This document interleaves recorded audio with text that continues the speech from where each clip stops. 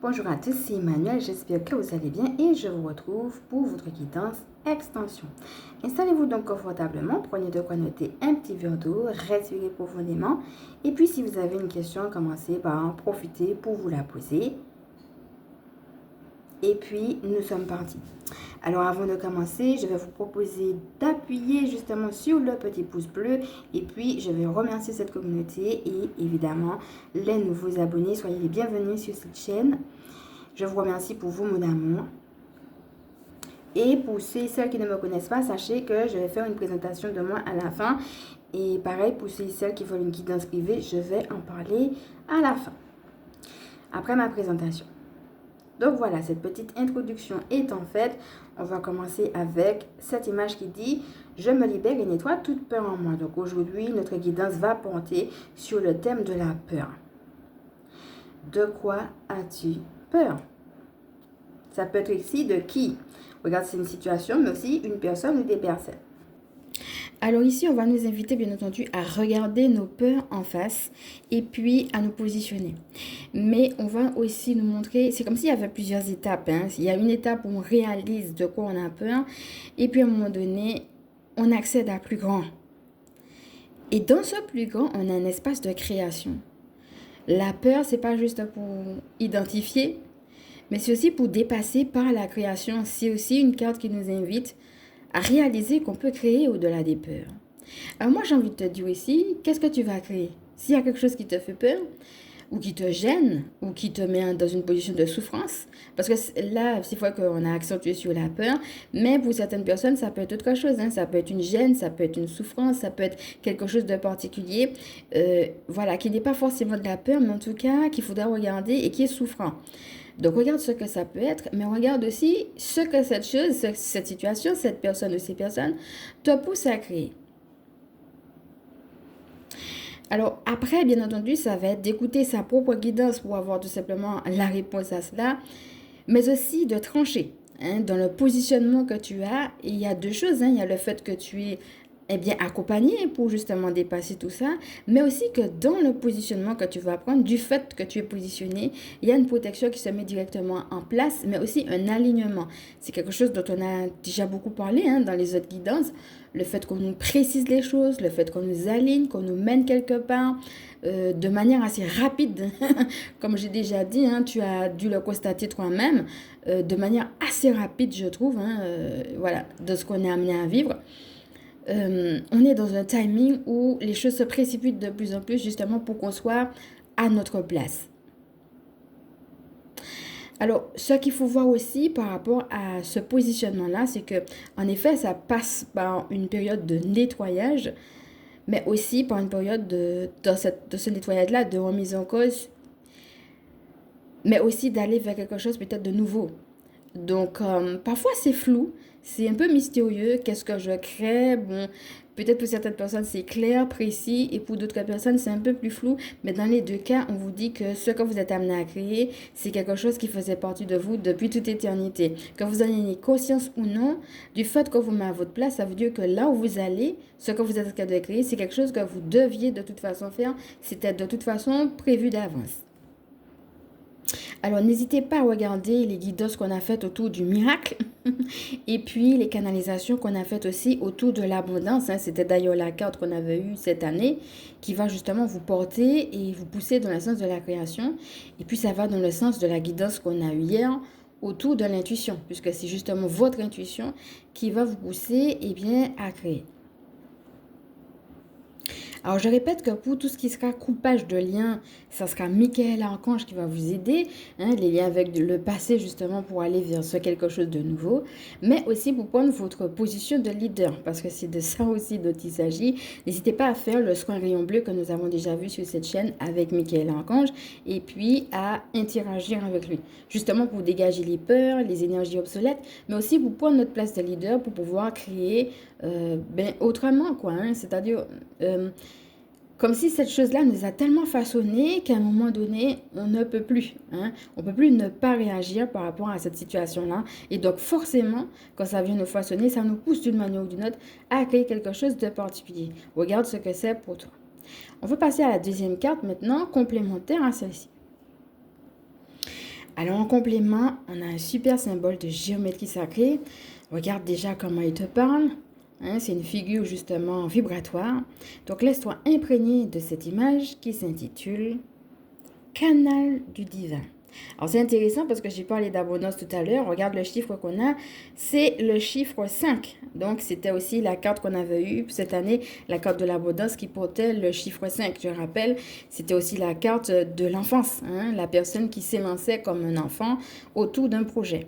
Donc ça confirme en fait la notion de projet, mais aussi la notion d'abondance. Alors moi j'ai envie de dire, quand on a 5 et 6, parce que la carte qu'on a eue tout à l'heure c'était le numéro 6, des fois on se dit j'attends de ne plus avoir peur pour faire. Mais des fois ça peut être aussi parce que je suis le canal du divin et que j'en ai conscience, alors je fais même en ayant peur. Et en faisant un premier pas, alors, au fur et à mesure du chemin, la peur disparaît. Alors moi, j'ai envie de te dire, s'il y a encore des dernières scories de peur et que tu ressens que ta guidance t'amène dans un endroit donné, fais la chose quand même. Je me souviens d'un jour, une phrase que j'avais entendue d'une personne qui disait, si vous sentez que Dieu vous appelle quelque part, faites-le en ayant peur. Et c'est une phrase que j'ai beaucoup prise pour moi. Moi, j'ai envie de te la partager. Et si tu sens que tu dois le faire, fais-le quand même. Fais-le en ayant peur. Et à un moment donné, de toute façon, quand tu es dans la position dans laquelle Dieu t'appelle, d'une manière ou d'une autre, il y a une abondance qui va venir. Et quand l'abondance va venir, elle va chasser les dernières scories de peur. Donc moi, j'ai envie de te dire maintenant comment tu peux être un canal du divin. Moi, je crois que si tu es sur cette chaîne, c'est que tu l'as déjà, mais que tu es amené à l'expanser. Donc, comment tu peux expanser ça? Qu'est-ce que tu as amené justement à vivre? Alors, autour de du symbole de la géométrie sacrée, un autre ange que je vais te proposer, c'est Métatron. Alors, il faut savoir que Métatron, c'est celui qui s'occupe de la géométrie sacrée de manière générale, hein. Donc, regarde aussi les guidances qu'on a fait autour de la géométrie sacrée, si ça t'appelle, et puis les figures peut-être qui peuvent t'aider en ce sens. Mais il faut savoir aussi que c'est un ange qui s'occupe de l'élévation vibratoire. Plus tu vas t'élever vibratoirement et plus cette peur prendra de moins en moins de place. Donc ça va dans le sens aussi de qu'est-ce que tu peux faire pour t'élever d'un point de vue vibratoire. Comment tu peux garder tes énergies le plus hautes possible. Là encore, n'hésite pas, si tu me prends en cours, à regarder la guidance qu'on a faite autour de l'élévation vibratoire.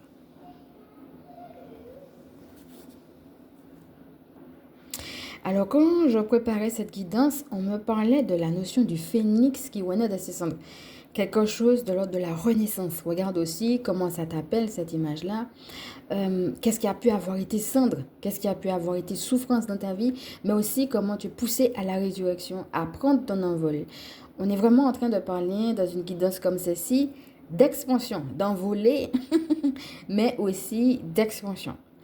Et c'est sur cela justement que je vais te proposer de continuer en extension. Donc déjà, regarde comment tout cela a pu te parler aujourd'hui. Et pour ceux et celles qui ont envie de creuser un petit peu sur l'expansion, sur la notion de se relever de ses cendres, voilà. Déjà, connecte-toi au phénix qui va t'aider. Regarde comment cette notion vient te rejoindre. Et puis, si tu as envie de creuser, je te propose tout simplement de me rejoindre sur l'extension. Alors, je rappelle que tout se passe par audio. Il suffit de me contacter par email. Donc, mets tout simplement le code que je vais te proposer en transcription.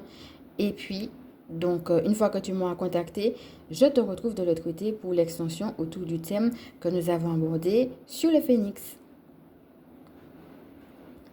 Alors, je rappelle que c'est sur une donation à partir de 4 €.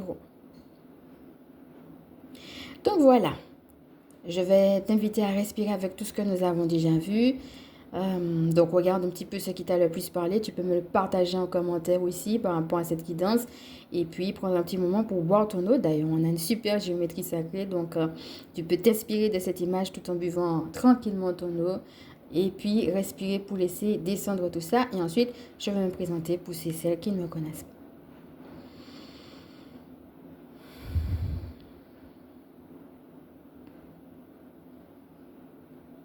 Voilà.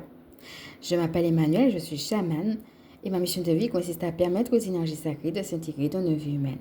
Je suis spécialiste en recouvrement d'âme, en vitalité énergétique, gardienne spirituelle des familles qui pratiquent l'école à la maison.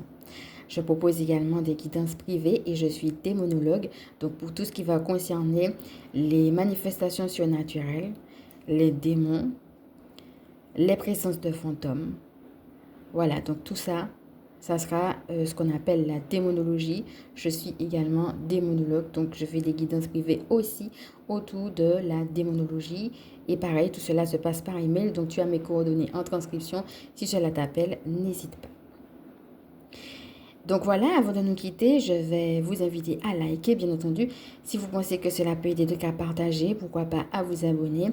Et puis, si jamais vous avez, pour ceux et celles qui utilisent TikTok ou bien Spotify, vous pouvez également me retrouver également sur ces réseaux-là et trouver d'autres pépites. Donc, Emmanuel, c'est mon nom de plume, mais pour pouvoir accéder, que ce soit à TikTok ou que ce soit à Spotify, il faut utiliser mon nom usuel, c'est-à-dire Lirette Michael. Que tu vas également pouvoir trouver en transcription. Donc voilà, si tu veux également utiliser ces canaux-là, tu peux me retrouver dedans aussi. Donc voilà, je t'envoie beaucoup de love. Gros bisous et à bientôt.